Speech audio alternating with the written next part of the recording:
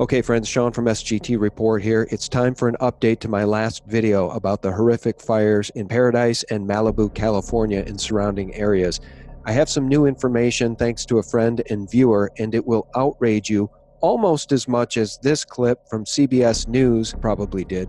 State fire officials are investigating what caused the fire, but we do know that electric company PG&E experienced a problem with an electrical transmission line near the site of the fire minutes before it broke out. That's right, these hell-on-earth, unprecedentedly destructive and fast-moving fires were likely caused by a PG&E problem. The same PG&E which includes Roger H. Kimmel, the vice chairman of Rothschild, Inc., among its team leadership.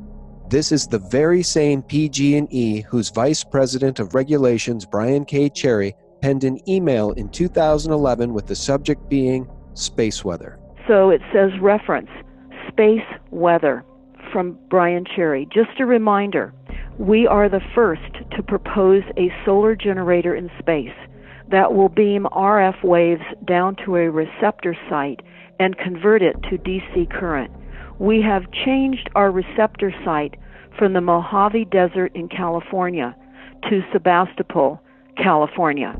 Sebastopol, home to PG&E's new RF wave receptor site in 2011. The same Sebastopol that in October 2017 experienced unprecedentedly furious and fast-spreading fires that came out of nowhere with no warning in the middle of the night and surrounded people in their homes from Sebastopol to Santa Rosa. Too many fires in two locations all at once, all burning as if set on fire at once. Nowhere did I see videos of areas catching on fire and spreading.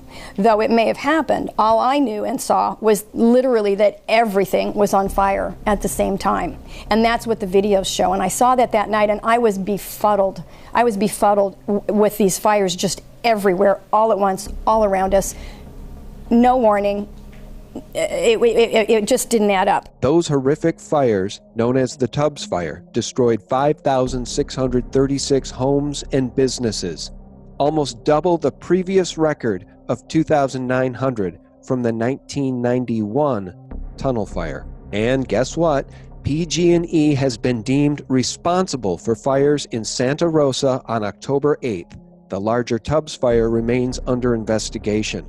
Firefighters say the fires were started by sparks they saw coming from PG&E utility poles. Well, for the first time, PG&E power lines are linked to at least two of the wine country wildfires. The conclusion to Santa Rosa Fire Department's investigation? The strong winds caused PG&E power lines to arc, setting fire to the dry vegetation to two smaller fires in Santa Rosa. One that started on Sullivan Way near Howarth Park, burning two homes. The other destroyed an outbuilding at Brush Creek Montessori School. Everything was on fire at the same time, including when we fled to Vacaville that night. The entire wall of the eastern hills south of Santa Rosa were all on fire at the same time. And I just don't see how it could have spread that fast, that far, and done that amount of damage in 2 to 4 hours. Given the CBS News report cited earlier in this video claiming that a PG&E problem was the cause for the Malibu fires. If their lines are involved, and this is once again a repeat pattern, then those people should go to jail.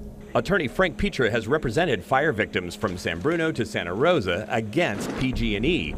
It's easy to wonder if PG&E was also the culprit behind the massively devastating Tubbs Fire. We're talking tens, if not hundreds of billions of dollars in liability for the Rothschild-controlled utility already, not even including the Tubbs Fire. So, California criminal governor Jerry Brown to the rescue. And here's the new information which should enrage you, especially when you consider the net worth of the Rothschilds is in the tens or hundreds of trillions of dollars. Criminal Governor Jerry Mandatory Vaccines Brown signed a measure allowing utilities like PG&E to bill their customers to pay for future legal settlements stemming from the devastating 2017 wildfires. You heard that right. Brown announced in late September of this year that he would sign the bill which is aimed at preventing bankruptcy for PG&E. And he did indeed sign it. Another bailout for the international banking elite, courtesy of the people they target. Also, President Trump was largely correct when he tweeted this: because the criminal California governor vetoed a 2016 wildfire management bill even as California burned. And as for PG&E, just another inept, incompetent, or worse, malicious and malevolent corporation operating with impunity with the guarantee they'll be bailed out by the very populace they harm. Ring any bells? This is exactly how Wall Street operates, and the 2008 TARP bailouts benefited the same criminals who caused the problem in the first place. Is it any wonder the Rothschilds are involved once again? This is a play directly from their Dr. Evil globalist playbook. Also worth mentioning is that the utility bailout bill signed by the California governor contained a stipulation that would require investor-owned utilities like PG&E to harden their equipment so it's less likely to cause fires and make it easier to clear dead trees and brush through controlled burns and other means. So did that happen? Did Rothschild's PG&E learn anything from the October 2017 fires? Evidently not. We do know that electric company PG&E experienced a problem with an electrical transmission line near the site of the fire minutes before it broke out. If their lines are involved, and this is once again a repeat pattern, then those people should go to jail. Which brings us back to the question, why is this happening? Why are these fires getting exponentially worse? Why is the Mockingbird mainstream media trying to get you to accept and believe that these hell-on-earth fires are the new normal? Again, as I stated in my last video, Enemy at the Front Door, I want you to consider United Nations Agenda 21 and the goal to rewild California and the entire nation. The stated goal of that globalist, satanic agenda is to move human beings off of the land, out of the suburbs, and into huge regional megacities where they can be more easily controlled, like cattle. The elite, like Rothschild, seek to reshape North America in a plan that's so far-reaching and evil, you'd likely not believe it if they hadn't already admitted to it. We found recently on the Rothschild website, and it's called Rothschild Global Advisory, and it was a press release on October 30th of 2017 out of New York. And it says Rothschild and Company names Homer Parkhill and Stephen Antonini to co-heads of restructuring North America. A Rothschild plan to restructure North America. UN Agenda 21. Unprecedentedly furious and fast-moving fires. Cars and people incinerated, many burned alive while trying to escape. These people got burned out in their cars like I almost did. Dead, dead, dead. Everybody here is dead. All 4 cars. Are you getting angry yet? Heavenly Father, please help us. Is it possible that these fires are not merely the result of a benevolent corporation that's merely incompetent, but rather one that's far more sinister? Space weather, directed energy weapons, rewilding California when insurance companies will no longer insure because the risk is too high. People are beginning to ask the right questions. Immediately, I knew that these fires weren't normal. I believed it had to be some kind of a military operation, and that is still my belief right now.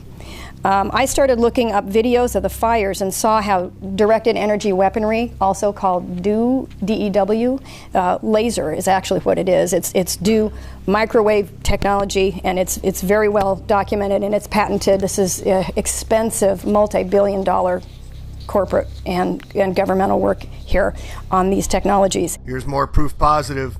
Blue laser lights, which people are reporting. We've got now at least 3 separate cell phone smart cameras identifying blue lasers on video, 1 from a helicopter and 2 from handheld cameras, as you can see right here. These DEWs, I believe, have been used. Too many fires in 2 locations all at once, all burning as if set on fire at once. It's very difficult for a normal, God-fearing human being to imagine anything this dastardly and evil being done on purpose. But friends, the 100% truth is this. There are some truly evil spiritual forces aligned against humanity, and the campfire, which consumed paradise and Malibu, brings us all the way back to Rothschild's PG&E. We're learning a PG&E power line may have been a factor in this devastating fire. Yeah, this is a potential replay of what happened in the wine country just over a year ago. Nightbeat's Joe Vasquez is alongside. With what we know about this so far, Joe, this would be a devastating blow to the utility. Spread the truth. Learn about United Nations Agenda 21. And if you live in California, get vocal and get active, because you are being targeted.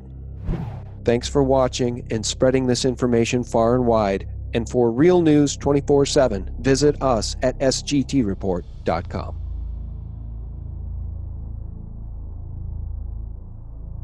In the history of Supreme Court nomination hearings, military tribunals have never been brought up. There was a 5-minute discussion, as you outlined, between Lindsey Graham and Brett Kavanaugh about the constitutionality of military tribunals. Yes, they've been used in our country's history. Are they constitutional? Yes. Could they be used again? Yes.